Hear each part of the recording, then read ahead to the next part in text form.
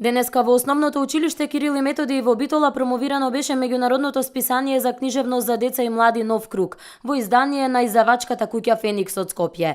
Децата од училиштето имаа можност да се дружат со дел од уредниците на списанието и двајца писатели и на истите да им поставуваат прашања. Директорката на училиштето вели дека ова списание е еден вид дополнителна литература, со која можат да се служат сите наставници од училиштата. Ова списание е повеќе наменето за наставниците по македонски јазик, кои што ќе можат да го користат како дополнителна литература и како една ризница на идеи како тие да ги обработуваат темите кои што им се секако предвидени во наставните планови и програми.